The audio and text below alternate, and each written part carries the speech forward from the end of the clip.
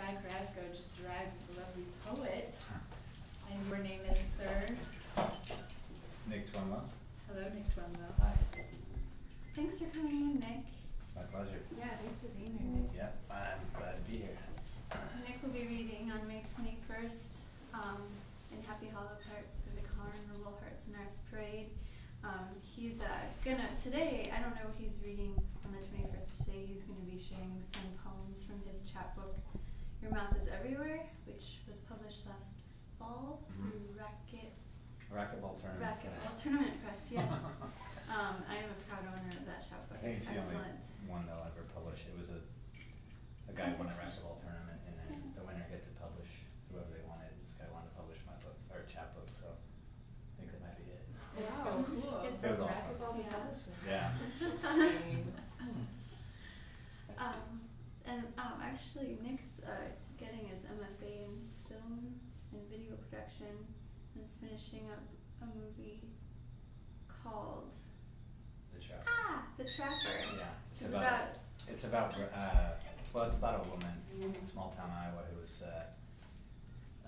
sort of trapped in a bad marriage and a bad work relationship, and so it's her getting out. But there's not live rabbit. There's dead rabbit skinning. This is what Justin did. Justin Cox, who's going to be performing as well, and trapping of animals and stuff like that. So there's lots of traps in the movie. Chris Offutt wrote that, right? He did, yeah. He's one of the leads. He plays the bad cook, I guess you could call him. He's great. It's all local actors. We had a couple of people from out of town come in to help in the production, but primarily student run, and then the actors aren't students, but they're all local. So there be a local release for that? Yeah, we'll have a public screening in September, probably. We're going to submit it to festivals and things like that, but we'll have one in September, hopefully at the Bijou. It's the best screening place we can probably get it, so I'll probably announce it, because I'd like to have the public come and see it, check it out. We had a lot of local businesses donate services to us and goods, and also a lot of people locally pledged money to help to raise money, so we have a lot of people, at least a public screening. Yeah. Good Iowa City community. Good pat on the back to you. Yeah. Yes, Yeah, Iowa City was awesome in helping us make this happen. Do you know if Landlocked and Hardacre have already made their announcements for the film festivals in August, or might you be able to get in on that? I don't think we'll have it done, but I don't think they've announced yet. I submitted a different film to both of them, and I even think they might still be taking things. So maybe the year after, yeah. It'll be just too late in that cycle. Yeah. Cool. So look it up, The Trapper local production. And you're gonna read from Your Mouth is Everywhere for us this evening? I am. It's 2 short poems. Alright. They're really short.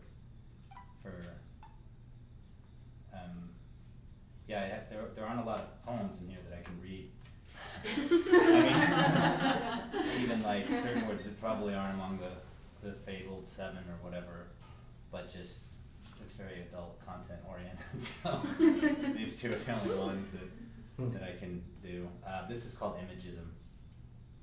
In the depths of the aerosol can, I see the numbers flash from the console, and the pilot throws down some F-bombs, numbing the Industrial Revolution, took names, made a list, went public.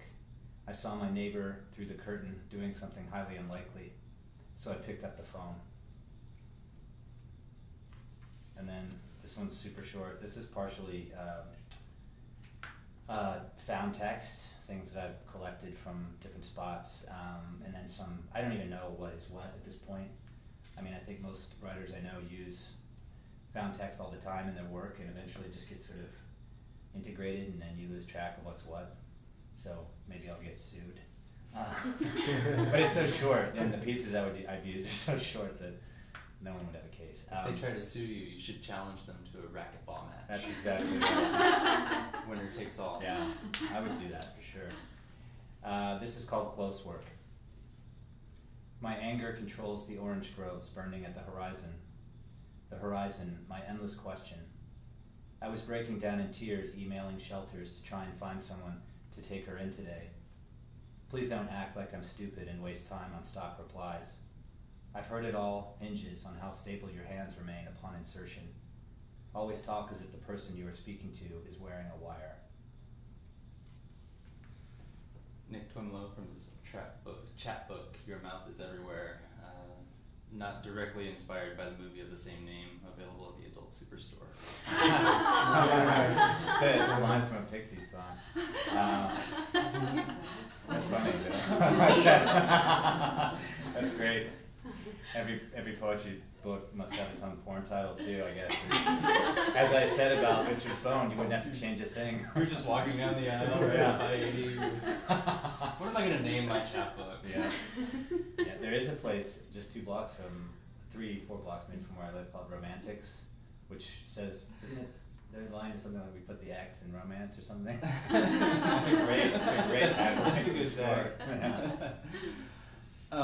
So you're a film production MA?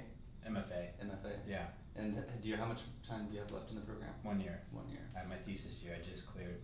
Mm-hmm. So, yeah. Is that something that you're going to shoot or write? Or? Yeah, I'm shooting. I'm actually doing it. It's something that I'll probably take on more than just, it won't just be video, but it's a kind of an encyclopedia of sort of the paranormal, I guess, and supernatural stuff.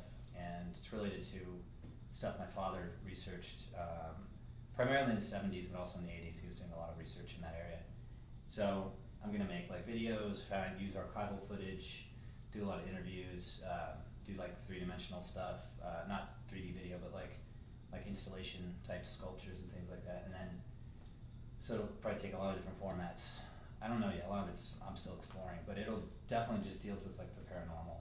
And not whether it's real or not, I'm not trying to prove anything. It's not like Ghostbusters or any of the TV shows. Well, what was the area that your father was working in? Well, he co-authored a book on out-of-body experiences and near-death experiences, but as he's a psychiatrist and he was looking at it from the patient's perspective and like, what do you do? How do you treat patients who come in and report these kinds of experiences?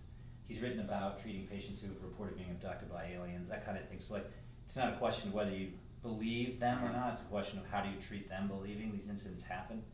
But he also actually was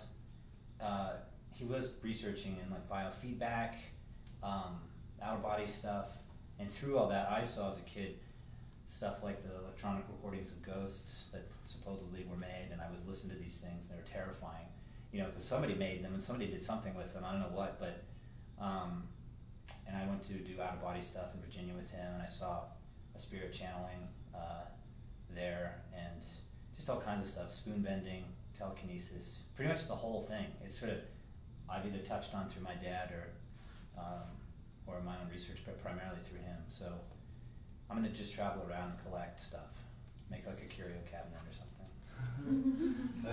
A curio cabinet that you need like an instrument to be able to see the things that are inside it. Because they're, paranormal. Yeah. Yeah, totally. Far out. I hope it is. I mean, so that could be set up for a big failure because I don't know exactly what I'm going to find, but Because what if nobody else sees the things? Yeah. They're just like an empty box. Nothing's on the screen. People are like, well.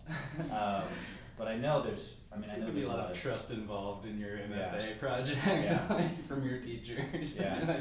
Just gonna believe that. No, I'm just kidding. Yeah, it'll be good. I think I know there's a lot of footage out there. I just have to find it.